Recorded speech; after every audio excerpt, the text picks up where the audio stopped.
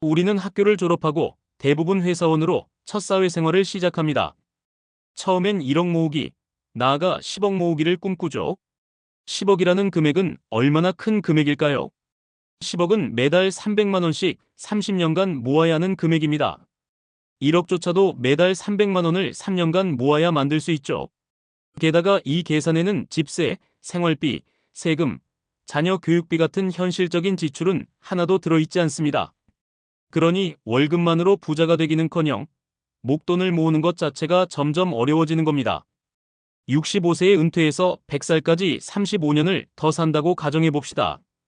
매달 300만 원을 생활비로 쓰면 필요한 돈은 약 12억 6천만 원입니다. 하지만 여기에 의료비, 갑작스러운 사고, 그리고 물가 상승까지 고려하면 이야기가 달라집니다. 최근 통계청과 금융감독원 자료를 보면 은퇴 후 부부 기준으로 안정적인 생활을 하려면 최소 15억 20억 원이 필요하다고 합니다. 예를 들어 노후자금 15억 원을 목표 금액으로 30년간 일한다고 했을 때 매달 얼마의 적금이 필요할까요? 이자 등의 수익률을 제외하고 순수 금액만 보면 매달 416만 원이 필요합니다. 즉 416만 원을 매달 꼬박꼬박 30년간 저축해야 15억 원이라는 금액이 나오죠. 즉 대한민국은 의료기술의 발전으로 기대 수명은 점차 늘어나고 있지만 그에 상응하는 충분한 소득을 마련하기가 어려워서 돈보다 시간이 더 길어지는 시대가 되고 있죠. 문제는 우리가 평범한 소득 수준으로 각종 세금과 고정지출을 포함해서 은퇴 시점까지 충분한 노후 자금을 모으는 것은 거의 불가능에 가깝다는 것이에요. 2023년 기준 대한민국 가구당 평균 소득은 약 7,185만 원입니다. 하지만 이 역시 평균의 착시가 존재합니다. 중위소득은 약 5,681만 원에 불과하거든요. 즉, 절반의 가구는 연소득이 5천만 원대 이하라는 뜻입니다. 그런데 여기서 바로 각종 고정지출이 빠져나갑니다. 주거비, 대출, 원리금 상환, 아이들 학원비, 교통비, 식비, 건강보험료와 세금까지 제하면 손에 남는 돈은 많아야 50만 원에서 100만 원 사이입니다. 즉, 적금이라는 이름으로 노후를 위해 따로 모을 수 있는 돈은 턱없이 부족한 겁니다. 충분한 노후 자금을 마련하지 못한 많은 가게는 은퇴 후에도 결코 쉬지 못합니다. 다시 노동시장으로 나서야죠. 경비, 청소, 마트 계산원, 택배 분류, 심지어는 폐지수거 같은 육체 노동까지 이어가며 생계를 이어갑니다. 젊을 때라면 선택일 수 있었던 일이 노후에는 생존의 문제가 되는 겁니다. 또 어떤 이들은 자녀의 도움에 의존합니다. 하지만 현실은 자녀 세대 또한 주거비, 교육비, 생활비로 허덕이고 있기에 부모 세대를 온전히 부양하기가 쉽지 않습니다. 결국 가족 간의 경제적 부담이 서로에게 전가되는 악순환이 반복됩니다. 다른 선택은 생활 수준을 대폭 낮추는 겁니다. 국민연금, 기초연금, 그리고 소액의 금융자산에 의존해 절약하며 살아가는 것이죠. 하지만 매달 들어오는 연금액은 부부 합산으로도 생활비를 감당하기에 턱없이 부족합니다. 외식은 사치가 되고 난방비를 줄이기 위해 겨울에도 두꺼운 옷을 껴입고 지내야 하는 경우도 있습니다. 일부 가게는 노후를 보내기 위해 보유한 자산을 매각합니다. 평생 모은 집을 팔거나 전세를 월세로 돌려 현금 흐름을 만드는 방식입니다. 하지만 자산을 팔아 현금을 확보해도 재투자가 어렵고 생활비로 빠르게 소진되면서 또다시 불안정한 상황으로 돌아가곤 합니다. 이렇듯 노후 준비를 위해서 우리는 일정 수준 이상으로 부자가 되어야 합니다. 하지만 우리를 부자가 되기 힘들게 만드는 현실적인 문제들이 있습니다. 우선 첫 번째, 지난 10년간 대한민국의 임금 상승률은 물가 상승률을 따라잡지 못했습니다. 2023년만 보더라도 상용 근로자의 평균 임금은 2.8% 오르는 데 그쳤지만 소비자 물가 상승률은 3.6%였습니다. 즉, 월급은 오르는데 실제로 장바구니에 담을 수 있는 물건은 점점 줄어들고 있는 거죠. 일을 더 열심히 해도 사는 게 팍팍하다는 직장인들의 체감은 바로 이 불균형에서 비롯됩니다. 두 번째, 한국 가계의 자산 중 70% 이상은 부동산에 묶여 있습니다. 예를 들어 50대 가구의 평균 자산이 약 6억 원이라 해도 그중 4억 원 이상이 집값이고 실제 금융자산은 1억 2억 원 남짓입니다. 장부상으로는 자산가처럼 보이지만 당장 꺼내 쓸 수 있는 현금은 턱없이 부족한 상황이죠. 집값은 올라가지만 생활은 여전히 빠듯한 이유가 여기에 있습니다. 세 번째, 소득세, 국민연금, 건강보험료, 장기요양보험, 고용보험 등 각종 공과금이 매달 월급에서 차감됩니다. 명목소득은 늘어나도 실제 통장에 꽂히는 돈은 줄어드는 구조입니다. 특히 고령화로 의료비와 돌봄 비용이 늘어나면서 국민 개개인의 부담은 앞으로 더 커질 수밖에 없습니다. 네 번째, 자녀 교육비를 마련하느라 허리가 휘는 시기를 지나면 이제는 부모님의 의료비와 생활비를 지원해야 하는 시기가 옵니다. 즉, 윗세대 부양과 아랫세대 교육을 동시에 책임져야 하는 낀 세대가 대한민국 중산층의 현실인 겁니다. 그 결과 자기 자신을 위한 노후 준비는 항상 뒤로 밀리게 되죠. 다섯 번째, 대한민국은 금융교육이 거의 이루어지지 않는 나라입니다. 많은 사람들이 주식, 펀드, 부동산 투자에 제대로 된 지식 없이 뛰어들었다가 큰 손실을 경험합니다. 이 과정에서 투자 실패의 상처를 입고 다시는 도전하지 못하는 경우도 많습니다. 결국 늦은 나이에 번 돈을 전부 날려버리고 노후를 맞이하게 돼버리는 것이죠. 그렇다면 어떻게 우리의 노후를 대비해야 될까요? 첫째, 조기 준비가 필수입니다. 취업 직후부터 월급의 일정 비율을 반드시 저축과 투자로 배분해야 합니다. 많은 사람들이 돈을 더 벌게 되면 그때부터 저축하겠다고 말하지만 사실상 돈이 늘어날수록 지출도 비례에 커지기 때문에 늦게 시작하면 오히려 더 힘들어집니다. 예를 들어 25세에 월 50만 원씩 저축을 시작한 사람과 35세에 같은 금액을 시작한 사람은 은퇴 시점에 엄청난 차이를 보이게 됩니다. 단순 적금만 해도 10년 차이가 6천만 원 이상 벌어지고 투자 수익률이 조금만 붙어도 그 격차는 수억 원으로 벌어지죠. 즉, 돈이 모이면 저축한다가 아니라 저축을 먼저 하고 남은 돈으로 생활한다라는 태도가 조기 준비의 핵심입니다. 이런 습관이 20대, 30대부터 잡혀 있어야 40대 이후 자녀 교육비나 주택 대출 같은 거대한 지출을 감당하면서도 노후 자금의 기반을 쌓을 수 있습니다. 또한 3층 연금 구조를 반드시 활용해야 합니다. 많은 사람들이 월급에서 빠져나가는 국민연금을 어차피 못 받을 돈이라며 불신하기도 합니다. 하지만 국민연금은 여전히 대한민국에서 가장 안정적인 기초소득원입니다. 노후에 매달 안정적으로 지급되는 기본 생활비의 최소 안전망 역할을 하죠. 여기에 직장인이면 자동으로 쌓이는 퇴직연금이 있습니다. 퇴직금을 단순히 한 번에 목돈으로 받는 대신 연금 형태로 수령하면 훨씬 안정적인 현금 흐름을 만들 수 있습니다. 마지막으로 개인연금입니다.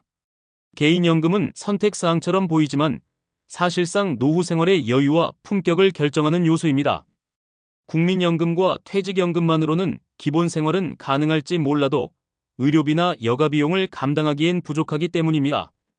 개인연금은 스스로 설계할 수 있다는 점에서 가장 중요한 맞춤형 노후 전략이라 할 수 있습니다. 즉, 국민연금으로 최소한의 기본 생활을, 퇴직연금으로 중간 생활을, 개인연금으로 여유 있는 생활을 만들 수 있는 겁니다. 이 3층 구조를 모두 활용했을 때 비로소 안정적이고 균형 잡힌 노후 현금 흐름이 완성됩니다. 둘째, 투자를 반드시 병행해야 합니다. 단순히 은행 적금만으로는 결코 노후를 준비할 수 없습니다. 왜냐하면 물가가 해마다 오르기 때문입니다. 예를 들어 2000년에 1000원이던 컵라면이 지금은 1500원을 훌쩍 넘었습니다. 즉, 같은 돈으로 살 수 있는 물건의 양이 점점 줄어드는 겁니다. 월급을 열심히 저축해도 인플레이션이라는 보이지 않는 적이 우리의 자산 가치를 갉아먹고 있는 것이죠. 그래서 반드시 투자가 필요합니다. 주식, 채권, ETF, 부동산 등 다양한 자산에 분산 투자함으로써 물가를 이기는 수익률을 만들어야 합니다. 특히 장기적으로는 복리의 힘이 엄청난 차이를 만듭니다. 예를 들어 연 5% 수익률로 1천만 원을 투자하면 30년 뒤 단순 합산으로는 2,500만 원이지만 복리로 굴리면 4,300만 원이 됩니다. 시간을 투자하는 사람만이 돈을 번다는 말이 괜히 나온 게 아니죠. 물론 투자는 위험을 동반합니다. 하지만 투자를 하지 않는 것은 사실상 물가 상승률만큼 매년 손해를 보는 것과 같습니다. 따라서 안정적인 상품과 성장성 있는 자산을 적절히 섞어 분산 투자를 해야 하고 반드시 긴 안목으로 접근해야 합니다. 단기적인 변동성에 흔들리지 않고 꾸준히 투자하는 습관이 결국 은퇴 이후 삶의 여유를 결정짓습니다. 셋째, 40대 이후에는 자산을 지키는 전략으로 전환해야 합니다.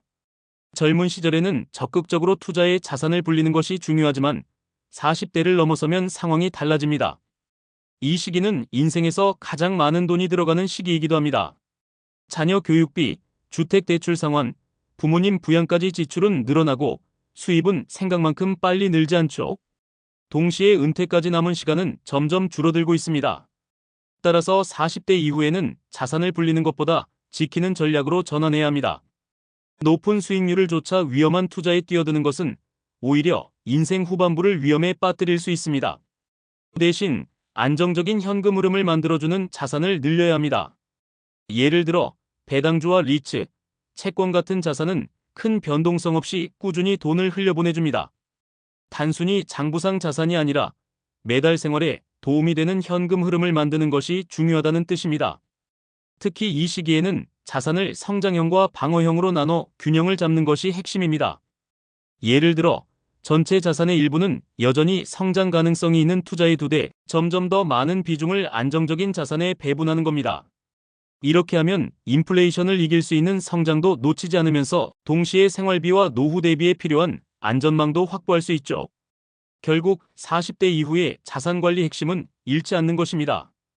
인생의 후반부로 갈수록 안정적인 현금 흐름이야말로 가장 큰 부가되며 이것이 은퇴 이후 삶의 질을 결정하게 됩니다. 넷째, 건강관리도 자산관리입니다. 우리가 간과하기 쉬운 사실이 하나 있습니다. 바로 노후의 가장 큰 지출이 바로 의료비라는 점이죠. 은퇴 이후의 삶에서 생활비보다 더 무겁게 다가오는 지출은 병원비와 간병비입니다. 실제로 통계청과 보건복지부 자료를 보면 65세 이후 가구의 의료비 지출은 전체 소비 지출의 20% 이상을 차지한다고 합니다. 나이가 들수록 이 비중은 점점 더 커지고 있죠.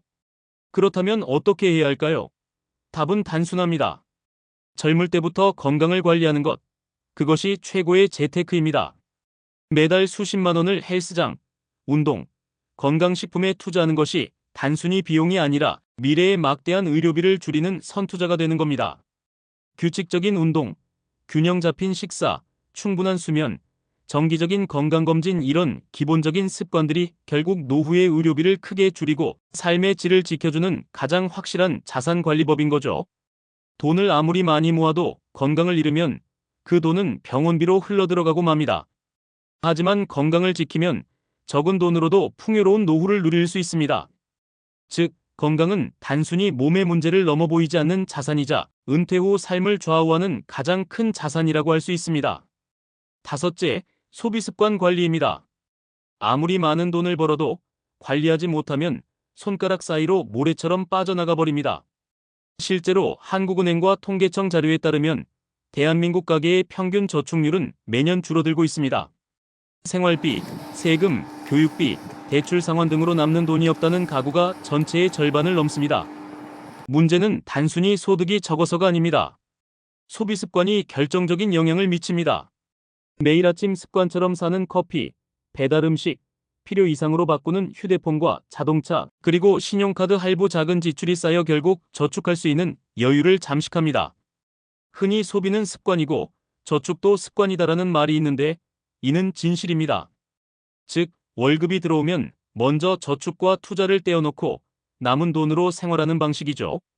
이렇게 해야 계획된 자산 형성이 가능합니다.